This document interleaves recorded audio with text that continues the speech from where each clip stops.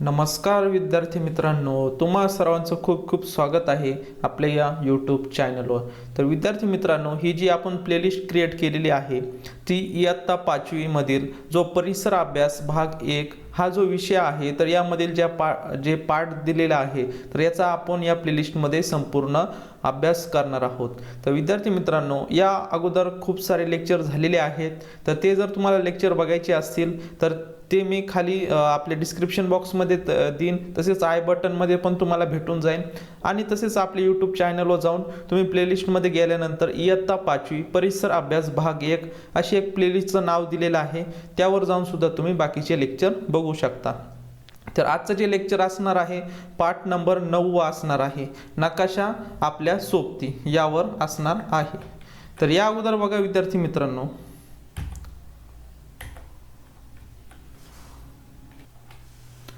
तर बघा विद्यार्थी मित्रांनो, या अगोदरचे जे लेक्चर आपण बघितलेले आहेत म्हणजे पाठांचा आपण अभ्यास केलेला आहे, त्यामध्ये आपली पृथ्वी, आपली सूर्यमाला, त्यानंतर पृथ्वीचे फिरणे, पृथ्वी आणि जीवसृष्टी, पर्यावरणाचे संतुलन, कुटुंबातील मूल्य, नियम सर्वांसाठी, आपण सोडू आपले प्रश्न, सार्वजनिक सुविधा आणि माझी शाळा यावर आपले लेक्चर झालेले आहेत। आता या पुढील जे 9वा पाठ आहे बघा, नकाशा आपल्या सोबती, तर यावर आजचं हे लेक्चर आपलं असणार आहे। तर बघा विद्यार्थी मित्रांनो, तर आजच्या लेक्चरला आज आपण सुरुवात करूया। बघा विद्यार्थी मित्रांनो, तुम्ही कधी सहलीला गेले असाल, तसेच विद्यार्थी मित्रांनो तुम्ही सहलीला किंवा एखाद्या ठिकाणी फिरायला गेले असाल, तर त्या ठिकाणचं तुम्हाला नकाशा तुमच्या सोबत असणे खूप महत्त्वाचे असते। तसेच त्या ठिकाणी जाण्यासाठी तुम्हाला कोणत्या दिशेने जायचं आहे, कशा प्रकारे प्रवास करावा लागणार आहे, त्यानंतर त्या ठिकाणी येणारे दरी आहेत का डोंगर आहेत, त्या ठिकाणचं जी रचना आहे तर ती त्या ठिकाणचे सर्व रस्ते तुम्हाला त्याविषयी बेसिक तुम्हाला माहिती असणे गरजेचं आहे।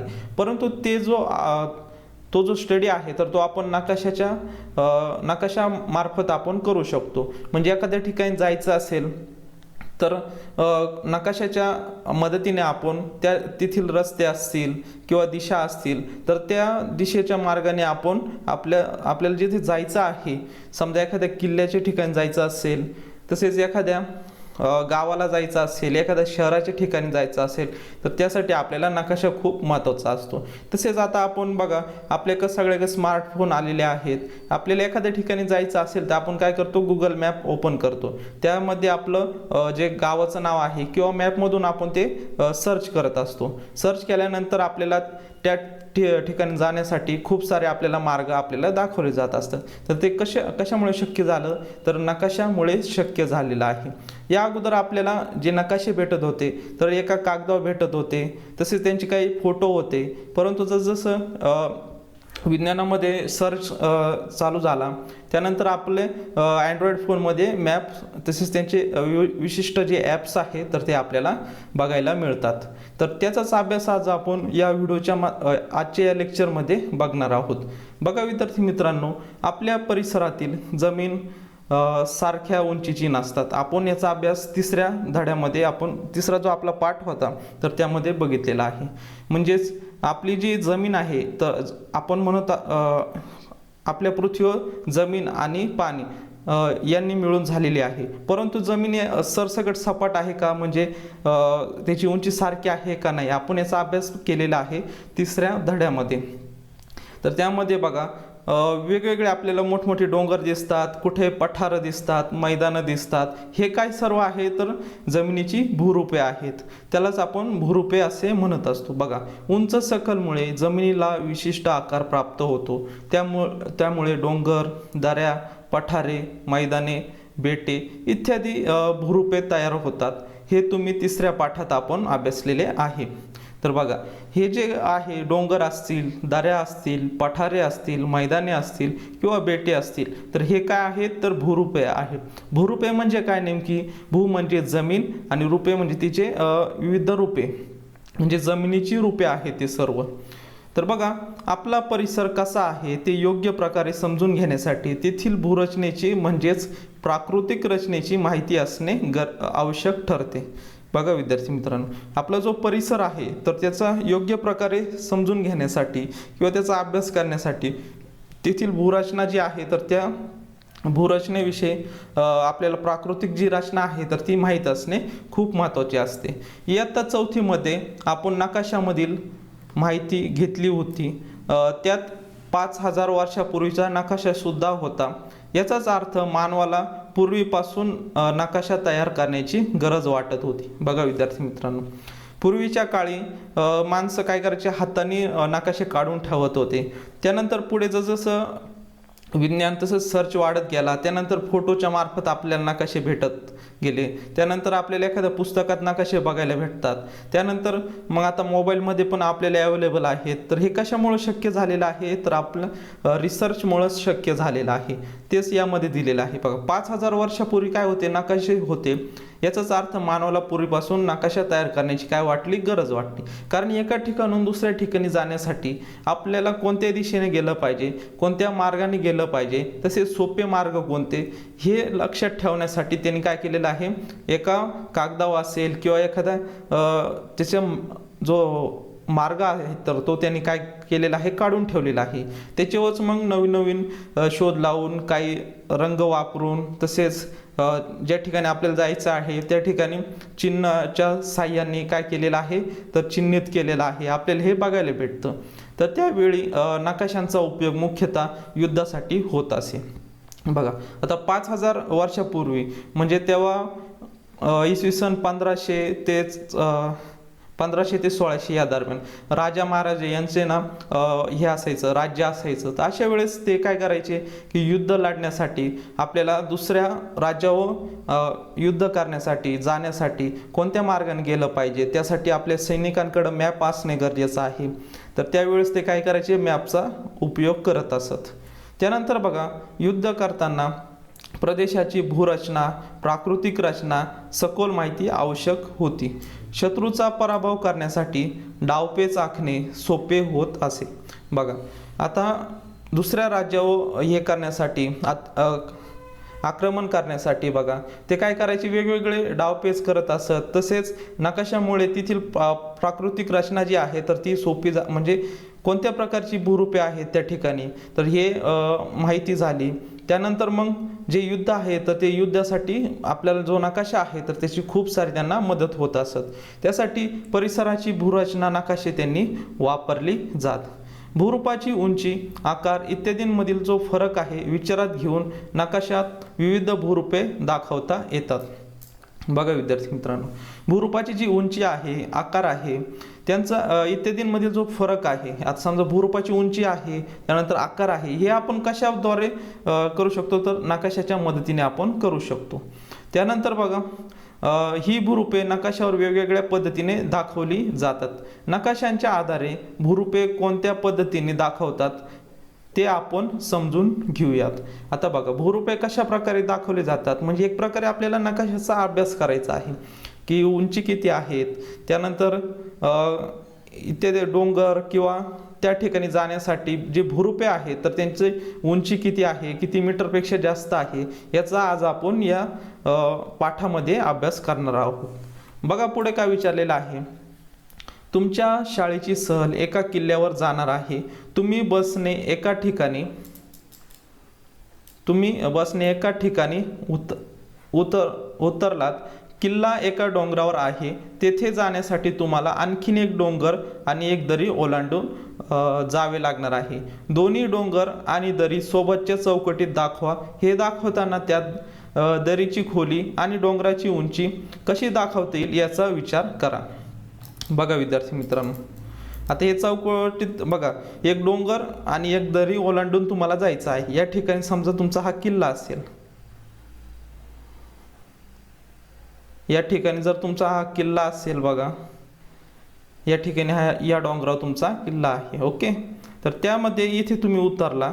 त्यानंतर बघा तुम्हाला काय करायचं, एक डोंगर चढायचा आहे, त्यानंतर परत एक दरी ओलांडायची आहे. ओलांडल्यानंतर परत तुम्हाला एक इथे या डोंगरावर तुम्हाला किल्ल्यापाशी जायचं आहे. तर अशा प्रकारे तुम्ही साधा मॅप काढू शकता. म्हणजे त्यानंतर इथे तुम्हाला किती मीटर उंचीचा आहे, 100 मीटर आहे की 200 मीटर आहे, त्याची तुम्ही उंची लिहू शकता. त्यानंतर ही दरी किती खोल आहे त्याची उंची उंची जी आहे तर ती तुम्ही त्या दरीची उंची लिहू शकतात. त्यानंतर इथून परत वर जाताना हा डोंगर किती मीटरचा आहे तर ते तुम्ही लिहू शकतात. म्हणजे अशा प्रकारे तुम्ही कच्चा मॅप तुम्ही सहलीला जाताना काढू शकता. त्यानंतर बघा आता सांगा पाहू, आता हा जो नकाशा दिलेला आहे बघा, हा तुम्हाला बघायचा आहे. यामध्ये तुम्हाला काय दिसतंय बघा, हे जे भुरुपे आहेत बघा, या ठिकाणची जी उंची आहे, समजा एखादा डोंगर असेल तर त्या ठिकाणची ही डोंगर आहे तर ते किती आहे 200 मीटरवर आहेत बघा. त्यानंतर त्यापेक्षा उंच जे आहे तर ते 300 मीटरवर दिलेले आहेत बघा, इथे दिलेले आहे आणि ते एका लाईनीने काय झालेले आहे जॉईंट केलेले आहे हे आपल्याला दिसतं. त्यानंतर बघा 400 मीटरचे पण डोंगर आहेत या ठिकाणी बघा, त्यांनी जॉईंट दिलेलं आहे. त्यानंतर सर्वात मोठं जे आहेत बघा 500 मीटरचं एक उंच डोंगर आपल्याला दिलेला आहे, हे आपल्याला दिसत आहे बघा. त्यानंतर बघा तोच मॅप त्यांनी पुढील अजून थोडा ॲट्रॅक्टिव्हपणे म्हणजे कलरचा वापर करून त्यांनी दाखवलेला आहे बघा. या ठिकाणी जो हिरवट फिक्का कलर आहे तर तो काय आहे 200 मीटरपेक्षा कमी. आपण झूम करून बघूयात, तुम्हाला म्हणजे व्यवस्थित दिसेल बघा. आता तुम्हाला येथे बघा, आता 200 मीटरपेक्षा कमी हा जो हिरवा फिक्का कलर आहे बघा या ठिकाणी, तर हे 200 मीटरपेक्षा कमी उंचीचे काय आहे तर पर्वत किंवा आपण डोंगर म्हणू शकतो या ठिकाणी आहे. त्यानंतर हा जो कलर आहे तर हा 200 ते 300 बघा, 200 ते 300 मीटर इतकी उंची आहे. त्यानंतर बघा हा जो कलर दिलेला आहे बघा, फिकट भगवा कलर आहे, तर याची जी इथील जे पर्वत आहेत तर ते आपल्याला बघा 300 ते 400 मीटरची उंची आहे बघा त्यांची. त्यानंतर याच्यापेक्षा जरा डार्क दिलेला आहे बघा, तर त्याचं 400 पेक्षा जास्त आहे बघा, 400 पेक्षा जास्त. आणि इथे बघा 500 मीटरचं आपल्याला हे दिलेलं आहे, हा सर्वात उंच डोंगर असू शकतो. तर बघा वरती पण सेम मॅप दिलेला आहे, परंतु तो आपण एका रेषेने दर्शवलेला आहे. तोच मॅप आपण रंगाने पण दाखवू शकतो बघा, रंगांचा वापर करून आपण तेथील जी उंची आहे तर ती आपण दाखवू शकतो. त्यानंतर बघा तोच नकाशा आता पुढील ॲडव्हान्स टेक्नॉलॉजीने दाखवलेला आहे बघा. तर यामध्ये बघा त्यांनी कशाचा वापर केलेला आहे तर जे आपले यामध्ये बघा कृत्रिम उपग्रहांचा वापर करून हा नकाशा जो आहे तर त्याचा एक फोटो काढलेला आहे. त्या ठिकाणी बघा सेम वरच्या ठिकाणी जिथे 500 मीटरचा डोंगर होता या ठिकाणी पण सेम आहे.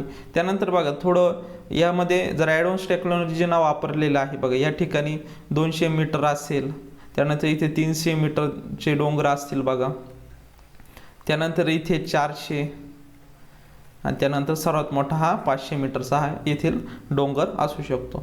तर बघा आपण नकाशाच्या सहाय्याने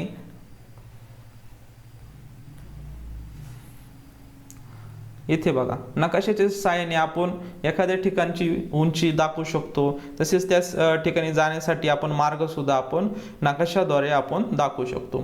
वरील नकाशांचे निरीक्षण करा. हे सर्व नकाशे एकाच प्रदेशाची भूरचना दाखवणारे आहेत. आपण बघितलेलं आहे या मॅपमध्ये पण 500 मीटरची उंची दाखवलेली आहे, त्यानंतर यामध्ये 500 मीटर आणि यामध्ये 500 मीटर. यावरून आपल्याला समजतं की एकाच ठिकाणचा हा नकाशा आहे.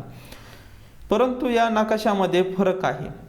वरतीचे 200 मीटरचे डोंगर दाखवले आपण तर ते रेषांनी दाखवले, त्यानंतर दुसऱ्या नकाशामध्ये आपण ते रंगांनी दाखवले आणि तिसऱ्या याच्यात आपण उपग्रहांचा वापर करून तो डिजिटल आपण फोटो घेतलेला आहे. त्यानंतर बघा नकाशा अ मध्ये प्रदेशाची उंची कशाच्या आधारे दाखवलेली आहे. नकाशाची जी उंची आहे आपण रेषांनी दाखवलेली आहे. कशाने दाखवलेली आहे?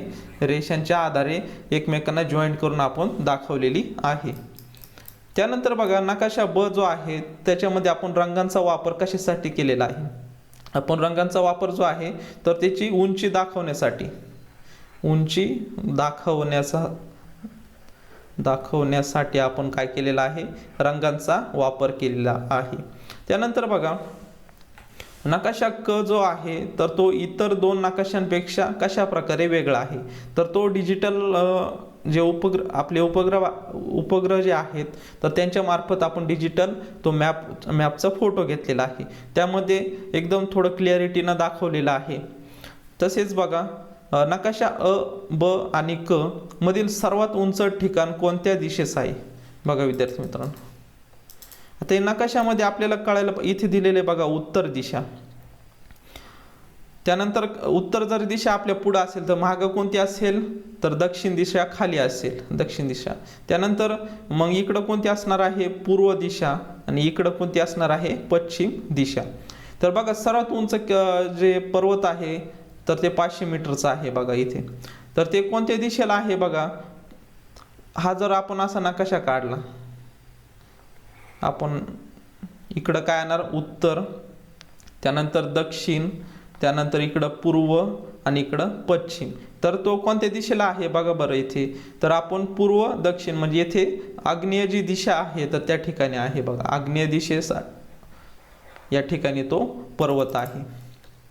तर येथे आपण सांगू शकतो मधील सर्वात जो ठिकाण आहे तर ते आग्नेय दिशेस असणार आहे. त्यानंतर बघा अ, ब व क पैकी कोणत्या नकाशातून भूरचना योग्य प्रकारे समजते. आता बघा यामध्ये हे जे 3 नकाशे दिलेले आहे तर यामध्ये भूरचना दाखवलेली आहे आपल्याला. यामध्ये थोडं आपल्याला अभ्यास करण्यासाठी अवघड जाऊ शकतं, पण जसं जसं डिजिटल आपण यूज करत आहे तर यामध्ये भूरूपांची जी रचना आहे तर तो अभ्यास करण्यासाठी आपल्याला इझी जाणार आहे. म्हणजे क नंबरचं जे डायग्राम आहे किंवा चित्र आहे तर जो क नंबरचा नकाशा जो आहे तर त्यामार्फत आपल्याला भूरचना जी आहे तर ती योग्य प्रकारे समजू शकते. त्यानंतर बघा कागदावर नकाशा काढताना भूरचनेची लांबी रुंदी सहज दाखवता येते, परंतु भूरचनेची खोली व उंची सहजपणे दाखवता येत नाही. नकाशात या बाबी देण्यासाठी वेगवेगळ्या पद्धतीचा वापर केला जातो. बघा विद्यार्थी मित्रांनो, आपण जे नकाशे बघितलेले आहे त्यामध्ये लांबी रुंदी आपल्याला एक वेळेस दाखवता येईल, परंतु एखाद्या ठिकाणची खोली किंवा उंची आपल्याला दाखवायची आहे तर ती आपल्याला लवकर अशी दाखवता येत नाही. त्यासाठी आपल्याला जे कृत्रिम उपग्रहाच्या साहाय्याने डिजिटल फोटो आपल्याला घ्यावा लागतील, त्यामधून आपल्याला कुठंतरी समजू शकतं. परंतु बघा नकाशात या बाबी देण्यासाठी वेगवेगळ्या पद्धतीचा आपण वापर करत असतो. त्यामध्ये समोच्च रेषा पद्धती आहे, रंग पद्धती आहे आणि उठावदर्शक आराखडा आहे. या 3 पद्धतीने आपण नकाशात या बाबी दाखवू शकतो. तर बघा समोच्च रेषा काय आहे तर ते अगोदर समजून घेऊयात. समोच्च रेषा पद्धती यामध्ये बघा या पद्धतीचा वापर नकाशामध्ये जमिनीचा उंच सकलपणा दाखवण्यासाठी करतात. तर आपण बघा पहिला जो मॅप बघितला होता नकाशा तर यामध्ये आपण 200 मीटरचं दाखवलेलं आहे. त्यामधून आपण काय सांगू शकतो, ते उंच सकलपणा आपण त्यामध्ये दाखवू शकतो. जमिनीची उंची समुद्र सपाटीपासून मोजतात.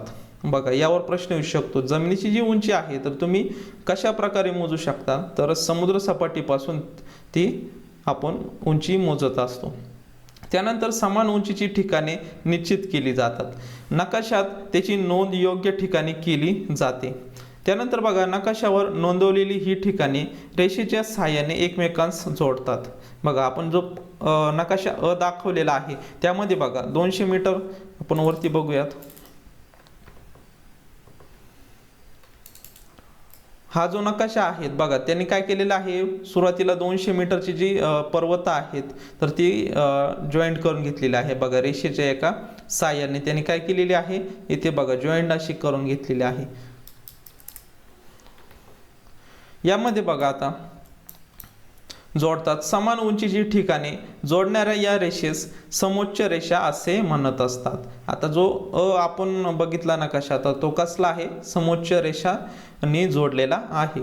नकाशा पहा. बघा आपण नकाशा बघितलेला आहे, यामध्ये समान उंचीच्या ठिकाणांच्या आधारे रेषा काढलेल्या आहेत. बघा पहिले 200 मीटरचे जे आहे तर त्या रेषा आपण जोडून घेतलेल्या आहे. त्यानंतर 300 मीटरचे जे पर्वत आहेत किंवा ठिकाणं आहेत तर त्यांच्या रेषाने आपण जॉईंट करून घेतलेला आहे. अशा प्रकारे 400 मीटरपर्यंत आपण ज्या रेषा आहेत तर त्या जॉईंट करून घेतलेल्या आहे.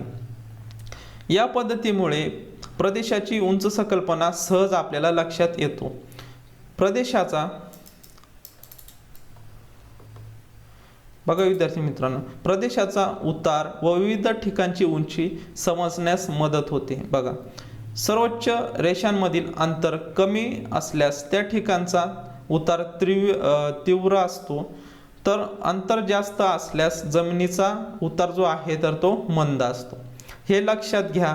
त्यासाठी सोबतची आकृतीची मदत घ्या. तर बघा विद्यार्थी मित्रांनो, जो समोच्च रेषांमधील अंतर आहे तर ते कमी असल्यास त्या ठिकाणचा उतार जो आहे तर तो तीव्र असतो. तर हे अंतर जास्त असल्यास जमिनीचा उतार काय असतो, मंद असतो. हे आपल्याला लक्षात येतं. वर आपण मॅप बघितलेला आहे त्यावरून आपल्याला समजू शकतं. त्यानंतर बघा दुसरी पद्धत आहे रंग पद्धत. तर या रंग पद्धतीने बघा ही समोच्च रेषांवर आधारित पद्धत आहे. बघा आपण आज सुरुवातीला काय घेतलेलं आहे तर रेषा पद्धतीने जे ठिकाण आहे 200 मीटरचे तर ते जॉईंट करून घेतलेले आहे. त्यानंतर 300, 200, 300, 400 आणि शेवट 500. तर मग बघा सुरुवातीला जॉईंट करून घेतलेले आहे आणि त्यानंतर मग रंग पद्धत म्हणजे त्यामध्ये रंग भरलेले आहे. आपण बघा ही समोच्च रेषेवर आधारित पद्धत आहे. सुरुवातीला आपल्याला समोच्च रेषा काढून घ्यावी लागते, त्यानंतरच मग आपल्याला कलर भरता येतील. या पद्धतीत समोच्च रेषांदरम्यान रंग भरले जातात. प्रत्येक रंग हा उंचीनुसार ठरतो. जसे जलभागांसाठी निळा रंग तर त्यांच्या लगतच्या जमिनीसाठी गडद हिरवा रंग, त्यापेक्षा जास्त उंचीच्या जमिनीसाठी फिकट हिरवा व त्यापेक्षा जास्त उंचीच्या जमिनीसाठी पिवळा रंग. म्हणजे जे विविध ठिकाणे आहे समुद्र सपाटीपासून जसजसं आपण वर जातो तसतसं तेथील ठिकाणं दर्शवण्यासाठी किंवा उंची त्यांची दर्शवण्यासाठी आपण काय करतो, विविध रंगाचा वापर करत असतो. त्यामध्ये खाली दिलेलं आहे बघा आपल्याला, सोबतचे रंग तालिकेचे निरीक्षण करा. उंचीतील फरकानुसार रंग संगतीत होणारा बदल लक्षात घ्या. समोच्च रेषांदरम्यान वापरलेल्या रंगांमुळे भूरचनेतील फरक चटकन लक्षात येतो. नकाशा ब पहा. बघा विद्यार्थी मित्रांनो, आपण सुरुवातीला जे 3 नकाशे बघितलेले आहे हा ब नकाशा आहे आपला. बघा हा इथे दिलेला आहे. यामध्ये सुरुवातीला काय घेतलेलं आहे, रेषा आपण जॉईंट करून घेतलेला आहे 200 मीटर, 300 मीटर, 400 मीटरच्या. आणि त्यानंतर यामध्ये बघा आपण कलर भरलेला आहे. म्हणजे आपण सुरुवातीला रेषा पद्धतीचा वापर केलेला आहे. समोच्च रेषा पद्धत वापरली आणि त्यानंतर त्यामध्ये आपण कलर भरलेले आहे. यामध्ये बघा विविध आपण जी उंची आहे तर विविध रंगांनी दर्शवलेली आहे. बघा यामध्ये आपण अभ्यास करू शकतो. त्यानंतर बघा आता पुढची जी पद्धत आहे आपली, बघा उठावदर्शक आराखडा. पुढची जी पद्धत आहे कोणती आहे, उठावदर्शक आराखडा. ही सर्वात आधुनिक पद्धत आहे. त्यासाठी बघा कृत्रिम उपग्रहाची आपण मदत घ्यावी लागते. कृत्रिम उपग्रहांनी पाठवलेल्या माहितीचा वापर करून नकाशे काढले जातात. नकाशा क पहा. उंचीनुसार भूरचनेचे होणारे बदल या नकाशात थेट दिसतात. बघा विद्यार्थी मित्रांनो, आपण जो नकाशा क आहे तर हा आपण जे कृत्रिम उपग्रह जे आहे तर त्यांच्या साहाय्याने आपण मदतीने त्यांच्या डाटा जो आहे तर त्यानुसार आपण हा मॅप जो आहे तर तो आपण काढलेला आहे. त्यामध्ये बघा त्यामुळे हा उठावदर्शक आराखडा असणार आहे. त्यानंतर बघा वरील पद्धतीचा वापर करून नकाशे तयार केल्यास प्रदेशाची प्राकृतिक रचना किंवा भूरचना अचूक समजते. आपण बघितलेलं आहे जे 3 पद्धती दिलेल्या आहे. सुरुवातीला समोच्च रेषा, त्यानंतर बघा दुसरी आपली जी पद्धत आहे तर ती आहे रंग पद्धत आणि तिसरी जी पद्धत आहे तर ती उठावदर्शक आराखडा. या 3 पद्धतींपैकी आपल्याला जर ॲक्युरेट बघायचं असेल, त्या ठिकाणचं जर आपल्याला व्यवस्थित अभ्यास करायचा असेल तर आपल्याला उठावदर्शक जी आराखडा आहे तर या पद्धतीने आपण अचूक पद्धतीने तेथील भूरचना असेल, प्राकृतिक रचना आहे तर ती आपण व्यवस्थित बघू शकतो. म्हणजेच उंची, खोली किंवा उतार इत्यादींचा कल्पना आपण करू शकतो. तर त्या ठिकाणी आपण व्यवस्थित क्लिअरिटीने आपल्याला फोटो भेटल्यामुळे तेथील उंची किंवा किती खोल दरी आहे, तसेच डोंगर किती उंच असेल तर ते आपल्याला व्यवस्थित समजू शकतं. संगणकाच्या आधारे या नकाशावरील प्रत्येक बिंदूची उंची पाहता येते. बघा संगणक म्हणजे आपलं जे कम्प्युटर आहे तर त्याच्या साहाय्याने आपण त्या ठिकाणची उंची किती आहे तर ते आपण बघू शकतो, किती खोल आहे एखादं ठिकाण, त्यानंतर जे मैदानी प्रदेश आहे तर ते किती उंचीवर आहे समुद्र सपाटीपासून, याची सर्व माहिती जी आहे तर ते आपण बघू शकतो.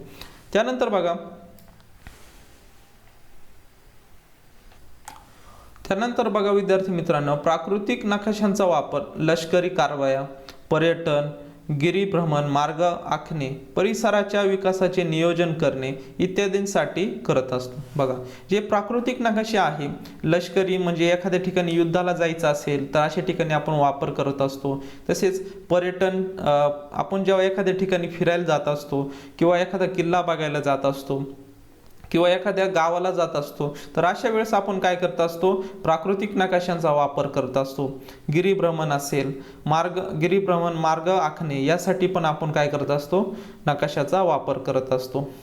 तसेच एखाद्या परिसराचं आपल्याला नियोजन करायचं आहे, एखादं गाव आहे तर त्याचं जर आपल्याला विकास करायचा असेल, एखाद्या ठिकाणी धरण बांधायचं असेल तर ते कशा प्रकारे बांधायचं यासाठी आपल्याला तेथील प्राकृतिक नकाशा आहे तर तो महत्त्वाचा लागत असतो. मग त्यानुसार आपण काय करत असतो तर तेथील जे नियोजन आहे तर त्या प्रकारे नियोजन आपण करत असतो. त्यानंतर बघा, पुढे आपल्याला विचारलेले आहे जरा डोके चालवा.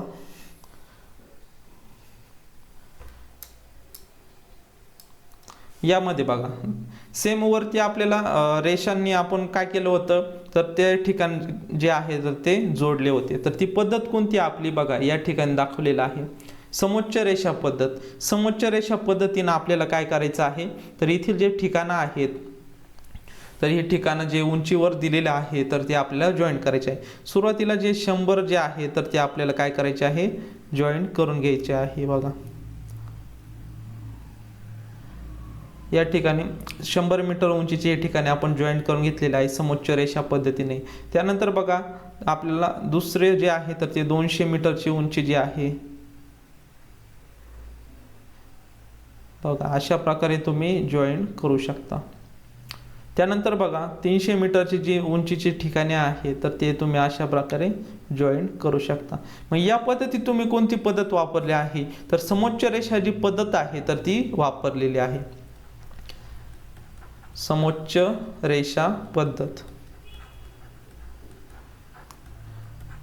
ही पद्धत तुम्ही वापरलेली आहे. आणि यामध्ये जर तुम्हाला सांगितलं की कलर भरायला सांगितले असे, 100 मीटरला हिरवट फिक्का, त्यानंतर थोडा तांबडा जो कलर आहे तर तो 200 मीटरच्या याच्यावर, 300 मीटरला थोडा गड भगवा कलरचा आहे, त्यानंतर त्यापेक्षा उंच वेगळा कलर तुम्हाला सांगितला तर ते काय झालं असतं तर दुसरी जी आपली पद्धत आहे या ठिकाणी बघा दिलेली आहे रंगपद्धत. रंगपद्धतीत ते आलं असतं, परंतु आपल्याला फक्त काय करायला लावलेलं आहे तर त्या रेषा ज्या आहेत तर त्या जॉईंट करायला लावल्या आहे तर त्या समोच्च रेषा पद्धतीमध्ये येत असतात. त्यानंतर बघा, वरील चौकटीत वेगवेगळ्या उंचीवर ठिकाणे दिली आहेत, त्यातील समान उंचीवर ठिकाणांची बिंदू पहा. समान उंचीवरील ठिकाणांचे बिंदू रेषांनी जोडा. आपण जोडलेलेच आहेत. ही कृती करताना तुम्ही नकाशामध्ये भूरूपे दाखवण्याची एक पद्धत वापरली आहे, ती कोणती ते खाली रिकाम्या चौकटीत लिहा. मग आपण कोणती ही पद्धत वापरलेली आहे, समोच्च रेषा पद्धत. तर हिचं नाव लिहायचं आहे या ठिकाणी, इथे जागा दिलेली आहे बघा आपल्याला, समोच्च रेषा पद्धत ही आपण वापरलेली आहे. त्यानंतर बघा, आता पुढे काय विचारलेलं आहे, माहीत आहे का तुम्हाला नकाशा तयार करण्याच्या अनेक आधुनिक पद्धती आता विकसित झाल्या आहेत. त्यापूर्वी प्रकाश छाया पद्धतीचा आपण वापर करून नकाशे तयार केले जात असत. सोबत दिलेला हा नकाशा आहे त्याचं उदाहरण आहे. तर हा जो नकाशा आहे तर तो प्रकाश छाया, कोणता प्रकार आहे, प्रकाश छाया पद्धतीने हा नकाशा काढलेला आहे. तर बघा विद्यार्थी मित्रांनो, यामध्ये बघा आपण झूम करूयात म्हणजे त्या तुम्हाला अजून क्लिअर दिसेल त्या ठिकाणी.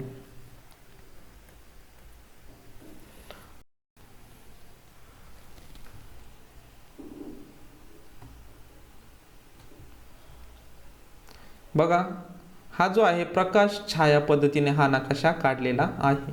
यामध्ये बघा विविध ठिकाणांची तुम्हाला इथे नाव पण दिसत आहे बघा, इंग्लिशमध्ये दिलेले आहे.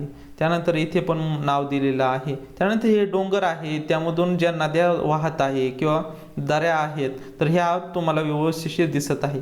ज्या मोठ्या नद्या आहेत त्या ठिकाणी बघा पाणी जास्त दाखवलेलं आहे. त्यानंतर पुढे पण त्यांच्या उपनद्या दाखवलेल्या आहे. त्यानंतर हे मोठमोठे जे शिखरं आहे तर हे पण तुम्हाला दाखवलेले आहे. त्या ठिकाणी नाव पण त्यांनी दिलेले आहे. तर हे कोणती पद्धत आहे, प्रकाश छायाची पद्धत आहे.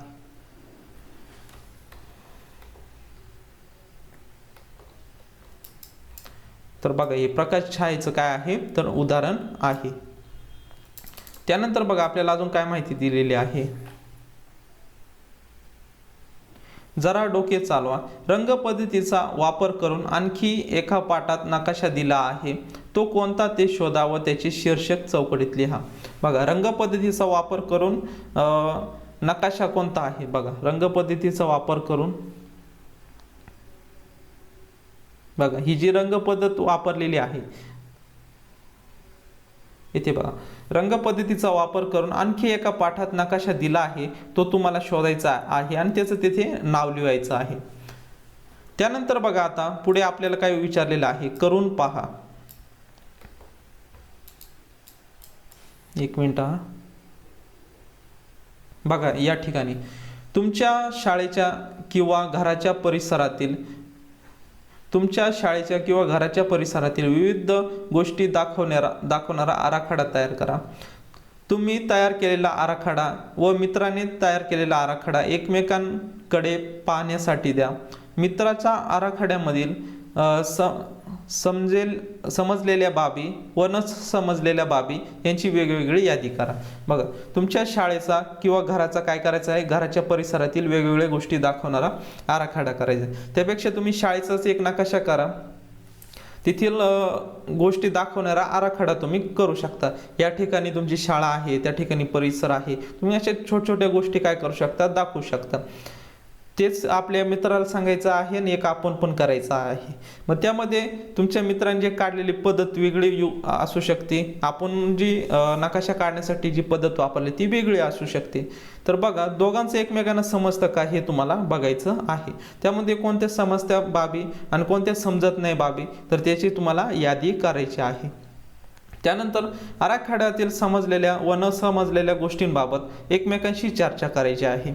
तर बघा ज्या तुम्हाला समजल्या नाही तर त्या तुमच्या मित्राला विचारायचं आहे की मला या ठिकाणी ज्या गोष्टी आहेत तर त्या समजलेल्या नाही, आणि त्याला ज्या समजणार नाही तर त्या तुम्हाला व्यवस्थित समजून सांगायच्या आहे. गोष्टींबाबत एकमेकांशी चर्चा करा. तुमच्या मित्राने तयार केलेल्या काही गोष्टी तुम्हाला का समजल्या नसतील यावर विचार करा. कारण त्यांनी पद्धत जी वापरलेली आहे आणि आपण पद्धत वापरलेली आहे ती काही वेळेस वेगळी असू शकते, किंवा काही ठिकाणं दाखवण्यासाठी त्यांनी काही चिन्हांचा वापर केलेला असेल. आपण त्या ठिकाणचे जे ठिकाण आहे दाखवण्यासाठी वेगवेगळे चिन्ह आपण वापरू शकतो. त्यामुळे काय होऊ शकतं तर एकमेकांना समजण्यासाठी वेळ लागू शकतो. तर अशा वेळेस दोघांनी एकत्र येऊन एकमेकांना समजून सांगितलेलं पाहिजे, मी या ठिकाणी ही पद्धत वापरलेली आहे, त्या ठिकाणचे जे ठिकाण आहे ठिकाणं दाखवण्यासाठी मी वेगवेगळ्या चिन्हांचा वापर केलेला आहे. मग ते व्यवस्थित दोघांनी समजून घ्यायचं आहे. त्यानंतर बघा नकाशा उपयोग. या ठिकाणी बघा नकाशाचा उपयोग अनेक जण करतात. आराखडा किंवा नकाशा यात विविध घटक दाखवलेले जातात. ते वेगवेगळ्या पद्धतीने दाखवले तर आराखडा किंवा नकाशा समजणे अवघड होते. बघा विद्यार्थी मित्रांनो, आता वरील आपण उदाहरणामध्ये त्यांनी आपल्याला एक उपक्रम सांगितलेला होता.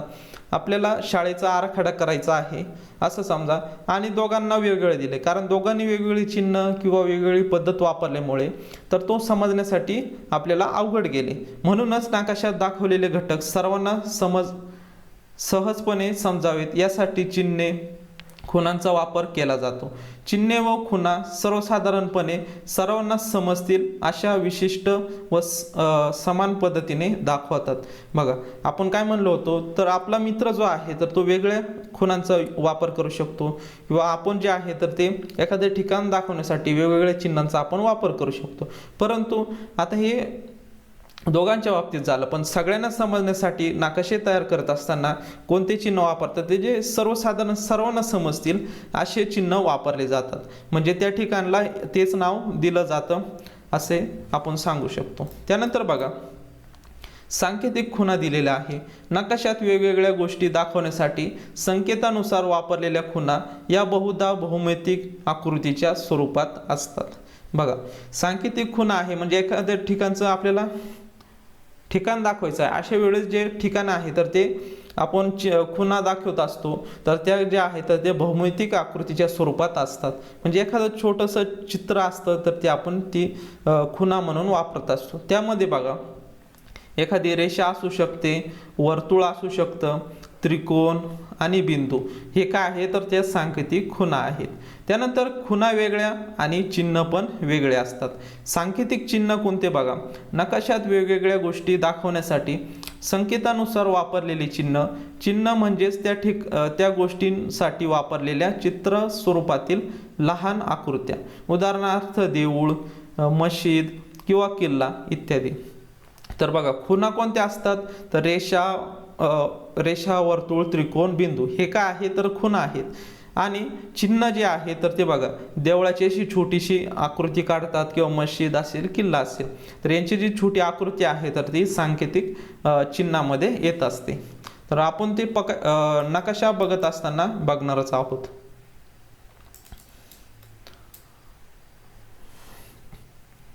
तर बघा विद्यार्थी मित्रांनो, यामध्ये तुम्हाला दिलेलं आहे बघा, चिन्हे व खुणांचा वापर केल्याने त्या ठिकाणांबाबत थोडक्यात अचूक माहिती नकाशा वाचणाऱ्याला मिळते. चिन्हे व खुणा कशासाठी वापरलेले आहेत ती माहिती नकाशा सूचीत दिली जाते. बघा नकाशाची जी सूची असते तर त्या ठिकाणी हे चिन्ह कशासाठी वापरलेलं आहे, त्यानंतर सांकेतिक खुणा असतील, सांकेतिक चिन्ह असतील, तर त्याची यादी ही नकाशा सूचीमध्ये दिली जाते. तर बघा विद्यार्थी मित्रांनो, खाली काय दिलेलं आहे बघा, सांगा पाहू, खालील चिन्हे खुणा ओळखा व त्यांची काय लिहायची, नावं चौकटीत लिहायची आहे. तर बघा ही सीस पेन्सिल तुम्हाला शाळेमध्ये, आणि त्या पुढे एक मुलगी बसलेली आहे, मागे एक मुलगा बसलेला आहे, त्यानंतर मुलीच्या हातात काय पुस्तक दिलेलं आहे. तर हे जे आकृती आहे तर ती कसली आहे, सर्व शिक्षा अभियान याची आहे. सर्व शिक्षा अभियान याची ती काय आहे तर चिन्ह दिलेलं आहे त्यांनी. त्यानंतर बघा बातम्या बघत असतो तर हे बातम्यांचं चिन्ह आहे. बघा बातम्या बघत असताना हे आपल्याला चिन्ह बघताना आपण बघत असतो. त्यानंतर हे तसेच बाकीचे बघा, हे तुम्हाला सर्च करायचे आहे. तुमची जी पाठ्यपुस्तक आहे त्यावर असे एक चिन्ह तुम्हाला बघायला मिळतं. तसेच हे विद्यार्थी बघा, एखाद्या रस्त्याची ठिकाणी बघा असा बोर्ड दिसतो तुम्हाला, तर या ठिकाणी बघा विद्यार्थी जात आहे किंवा जवळ शाळा आहे तर या ठिकाणचं ते चिन्ह आहे. त्यानंतर हे प्लसचं जे आहे तर या ठिकाणी दवाखाना आहे. त्यानंतर हे जे चिन्ह आहे तर याविषयी तुम्हाला सर्च करायचं आहे. तुम्हाला हे शोधून त्याचं आन्सर जे आहे तर ते तुम्हाला लिहायचं आहे. त्यानंतर बघा भारतीय सर्वेक्षण संस्थेने नकाशे तयार करताना वापरलेली काही चिन्हे व खुणा सोबत दिले आहेत, त्यांचा अभ्यास करा. बघा काही चिन्ह दिलेले आहेत, काही खुणा दिलेल्या आहेत, तर ते आता बघूयात. बघा PO म्हणजे काय, टपाल कार्यालय म्हणजेच पोस्ट ऑफिस. याचा लॉंग फॉर्म काय होणार आहे, पोस्टचा P घेतलेला आहे आणि ऑफिसचा O घेतलेला आहे. त्यानंतर हे नांगराचं चिन्ह दिसत आहे बघा, म्हणजे अशा ठिकाणी काय आहे तर बंदर आहे. त्यानंतर बघा दीपग्रह, बघा समुद्रकिनारे असे दीपग्रह आपल्याला बघायला मिळत असतात. असं उंच एक दीपग्रह असतो. त्यानंतर वरती काय असतात तर लाईटी असतात बघा, अशा लाईटी फिरताना दिसतात आपल्याला त्याच्याहून, तर हे काय आहे तर दीपग्रह आहे. त्यानंतर किल्ला बघा, किल्ल्यासाठी हे चिन्ह वापरलं जातं. त्यानंतर विद्यार्थी मित्रांनो स्मशानभूमीसाठी बघा हे जे चिन्ह आहे तर त्यांनी वापरलेलं आहे. त्यानंतर आंतरराष्ट्रीय सीमा यासाठी जे बघा या खुणा किंवा आपण हे चिन्ह वापरलेले दिसतात बघा. त्यानंतर अजून काही चिन्ह दिलेले आहेत बघा या ठिकाणी. युद्धभूमीसाठी बघा त्यांनी कोणतं चिन्ह वापरलेलं आहे. त्यानंतर लोहमार्ग, तसेच विहीर, त्यासाठी झरासाठी प्लसचं चिन्ह आहे. त्यानंतर स्थानिक उंची, वस्तीसाठी बघा गवत दाखवलेलं आहे. त्यासाठी बघा छोटे काय दाखवलेले आहे तर खुणा आणि चिन्ह दाखवलेले आहे. त्यानंतर समोच्च रेषा दिलेल्या आहे. तलावासाठी बघा छोटंसं असं चिन्ह किंवा आपण खून म्हणू शकतो. रस्ता आहे, खान आहे. त्यानंतर राखीव वने जे आहेत त्यासाठी RF हे अल्फाबेटिकल वापरलेले आहे बघा. असे छोटे जे आहे तर ते आपण चिन्ह किंवा खुणा नकाशामध्ये वापरू शकतो. त्या ठिकाणी दर्शवण्यासाठी, एखाद्या ठिकाणी दवाखाना असेल तर त्यासाठी, तसेच बंदर असेल, दीपग्रह असेल, हे नकाशात दाखवण्यासाठी आपण हे चिन्ह किंवा खुणांचा वापर करत असतो. त्यानंतर बघा भारतीय सर्वेक्षण संस्था जी आहे तर ही भारतातील नकाशा तयार करणारी मुख्य संस्था आहे. बघा, भारतामध्ये जे नकाशे आहे तर ते कोण बनवत असतं, तर भारतीय सर्वेक्षण संस्था. हे पेपरला तुम्हाला प्रश्न येऊ शकतो. भारतातील जे नकाशे आहे तर ती कोणती संस्था तयार करत असते, तर भारतीय सर्वेक्षण संस्था जी आहे तर ती आपल्या भारतातील सर्व नकाशे जे आहेत तर ते तयार करत असते. ही त्याची मुख्य संस्था आहे. तिची स्थापना बघा 1737 साली झालेली आहे. बघा, 1737 साली ही भारतीय सर्वेक्षण संस्था जी आहे तर तिची स्थापना झालेली आहे. या संस्थेने प्रत्यक्ष सर्वेक्षण करून भारताचे उपखंडाचे विविध प्रमाणांवरील स्थलदर्शक नकाशे तयार केले आहेत. हे नकाशे अचूकतेबाबत जगमान्य आहेत. या संस्थेचे मुख्य कार्यालय जे आहे तर ते उत्तराखंड राज्यातील डेहराडून येथे आहे.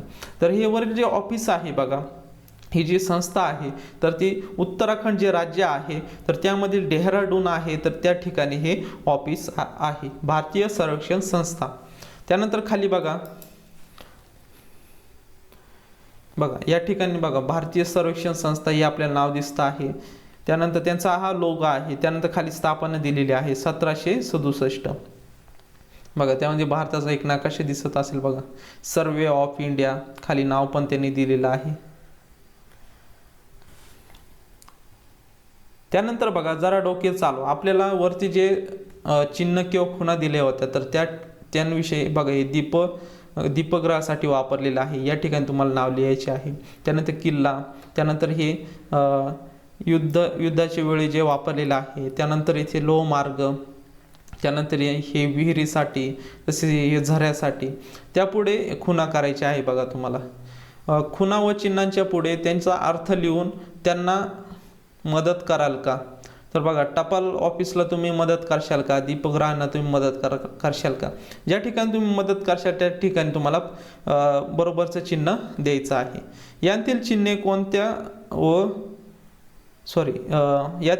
कोणते व खुणा कोणत्या हे तुम्हाला कंसात लिहायचं आहे. बघा, यातील चिन्हे कोणते आणि खुणा कोणत्या. आता वरती आपल्याला दिलेलं आहे बघा, खुणा कशाला म्हणायचं. या ठिकाणी बघा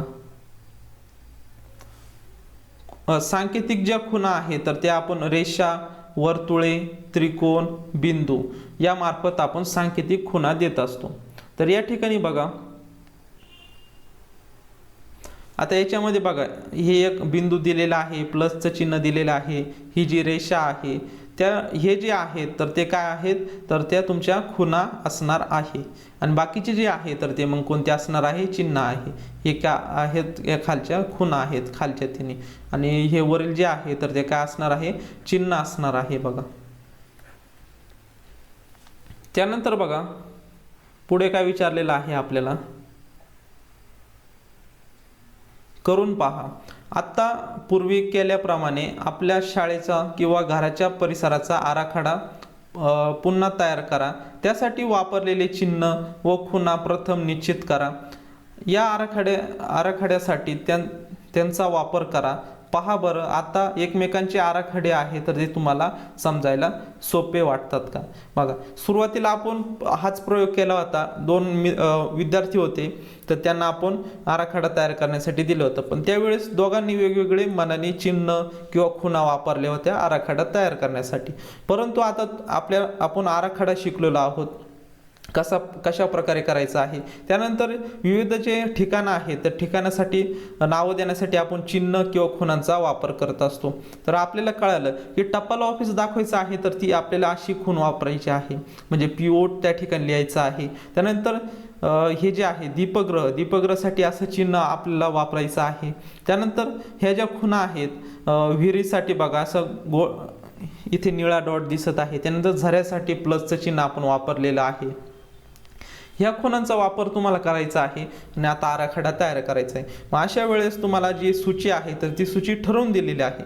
त्यामुळे दोघांचे आराखडे काय येणार आहे, सारखेच येणार आहे. तर ते कशामुळे शक्य झालं, तर जेव्हा आपण नकाशाचा अभ्यास करतो त्यानंतर नकाशामधील एका ठिकाण दाखवण्यासाठी चिन्ह किंवा खुणा वापरत असतो. त्या चिन्ह आणि खुणा आपल्याला माहीत असतील तर नक्कीच आपले दोन्ही विद्यार्थ्यांचे जे आराखडे आहेत तर ते सारखेच येणार आहे. त्यानंतर बघा आपण काय शिकलो बघा, भूरूपांची ओळख आपण शिकलेलो आहोत.